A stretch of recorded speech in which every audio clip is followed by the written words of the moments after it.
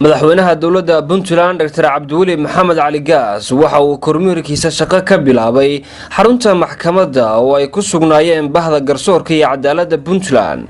madaxweynuhu waxa uu indhayn ku sameeyay hanaanka shaqo ee xafiisyada goobtan isagoona warbixin ka dhageystay mas'uuliyiinta xafiisyadan haga. waxa xusid mudan intii madaxweynuhu joogay xafiisyadan in la guddoonsiiyay kitaabka Quraanka Kariimka. maxkamadda waxay darasiiyeen xafiiska waxbarashada Puntland laga maamulo isna madaxweynuhu kormeer ku tagay. waxa markan xafiisyada waxbarashada ka socotay shaqo ballaaran oo ay bahda tacliintu hayeen taasi oo ku qotanta diyaarinta imtixaanaadka loo dhan yahay ee shahaadiga.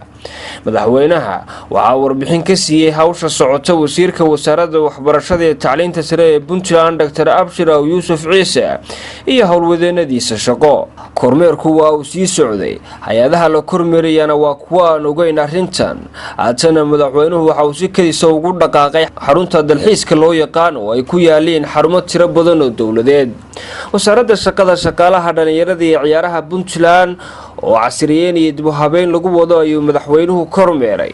wasiir Cabdiraxmaan Sheekh Axmed iyo ku-xigeenkiisa ayaa madaxweynaha xaruntani ku soo dhaweeyay. kormeerka xafiisyada wasaaradda kadib madaxweynaha iyo bahda wasaaraddan ayaa kulan gaar ah ka yeeshay halka ay marayaan dib u habeynta shaqaalaha oo wasaaraddu waday iyo dardargelinta ciyaaraha Puntland iyo waliba halka ay marayaan dhismayaasha garoomada kubadda cagta ee magaalooyinka waaweyn ee Puntland.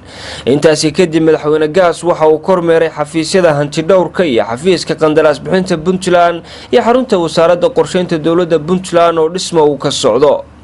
haddii madaxweynuhu socod ku soo maray xafiisyadii hore, haatana waxa uu soo gaaray xarunta wasaaradda warfaafinta, isgaarsiinta, boostada hidaha iyo dhaqanka Puntland oo markan fududeysay in madaxweynaha oo xafiiska wakaaladda warbaahinta iyo horumarinta tiknoolajiyadda fadhiya uu halkiisa ka kormeero si toos ahna uu ugala hadlo xarumaha wasaaradaha caafimaadka, qorsheynta iyo xafiiska madaxtooyada oo markiisa horeba uu ka soo kicitimay.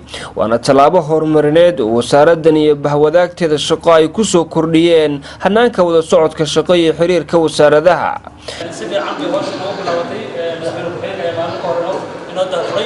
hadda waxaa qadka si toos inoogu jira madaxtooyada, waxaa hadda qadka soo gelinaynaa wasaaradda caafimaadka oo iyadoona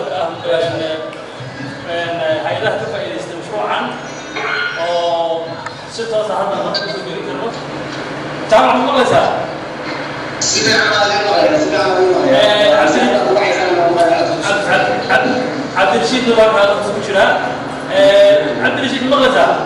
madaxweynaha Puntland waxa uu kormeeray xarumaha dawladda ee saaran buurta dhinaca waqooyi galbeed ee magaalada Garowe oo markan la fududeeyay socodkeeda si raaxalan ay ku marayaan gaadiidka isticmaala wadadan oo ay dhawaan dawladdu dhistay. xarumaha dawladda ee halkan ku yaal madaxweynuhu waxa uu ugu horbooqday xarunta kaydinta xogaha badaha Puntland oo ay ku sugnaayeen shaqaalaha xaruntan oo tababar u socdo la xiriira kuluqaadida aqoontooda shaqo.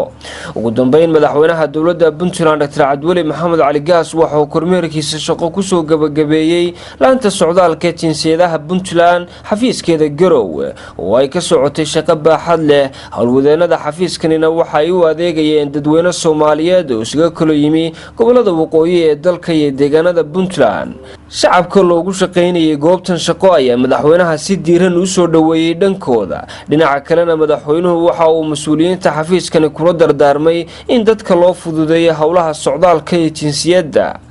tallaabadani waa mid muujinaysa hogaaminta wanaagsan ee madaxweyne Cabdiweli Maxamed Cali Gaas, waana mid salka ku haysa in madaxweynuhu uu si dhow ula socdo howlaha shaqo ee xarumaha dawladda iyo qaabka ay u bixiyaan adeegyada shaqo ee bulshada ay u hayaan. Maxamed Rasaas, Puntland TV, Garowe.